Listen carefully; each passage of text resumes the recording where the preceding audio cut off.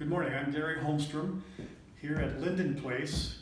We are going to continue our series of gardening lectures, and today we are going to go to episode 4. We skipped 3 unfortunately because of our mandatory isolation, and we hope to have episode 3 filmed later, maybe this spring, on how to prune roses. I'd like to thank Susan Battle for having Linden Place sponsor these garden talks, and thank Joe Valecka for filming and editing. So what are we going to cover today?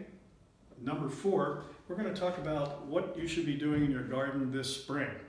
While you are in social distancing, you can still be out in the garden, and the days are getting lovely. The sun is out today, a little brisk.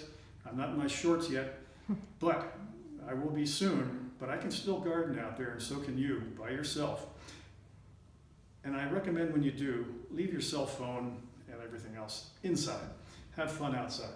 Today we're going to talk about how to gather samples for soil testing, and we'll go outside later and demonstrate that. I want to talk about a little bit of the importance of cultivating and aerating, amending your soil. Why is compost so important? What's going on, signs of what's going on in your garden. Then I want to leave you with some good information on how to get hold of URI hotline for master gardeners with this number, calling in with a problem, or using these links to contact by email, sending pictures. So that's what we're going to cover. And let me start right now by asking what is soil? Well, it's really quite a complex group of materials that have been ground down through the millennia. But healthy soil does many things, and this is the important part. It holds moisture, it holds the nutrients that are in the ground, actually can help buffer out some pollutants.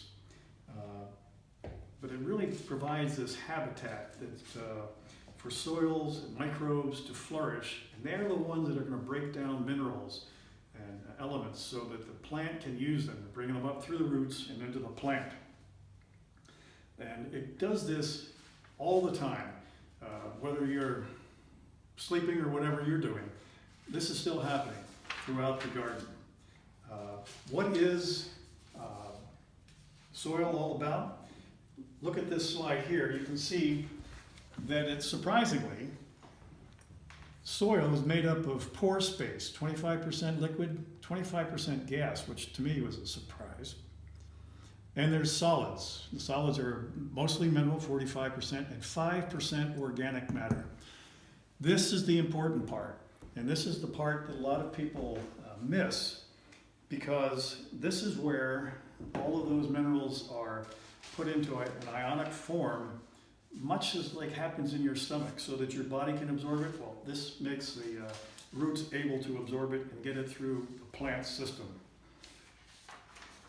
There are lots of different types of nutrients, and on this slide you'll see there's the basics, the macro as we call them, are the nitrogen, phosphorus, and potassium. Nitrogen is good for helping to produce the chlorophyll. As you all know, that's the food that makes the plant grow. Phosphorus is good for fruit production, root growth. Potassium is for hardiness, root growth, protein synthesis, etc. And then there are these secondary, or kind of like the macros, but they're lesser important. And then there's the micros, which we're not going to talk about too much today. Whenever you buy fertilizer, you're going to see this NPK, and it gives you the percentages of materials in that fertilizer for your plant. If you buy grass fertilizer, for example, in the fall, it's not going to have much nitrogen because you're trying to get the grass to grow dormant, but you want the roots to continue to grow, so there's more potassium and phosphorus, but not so much nitrogen.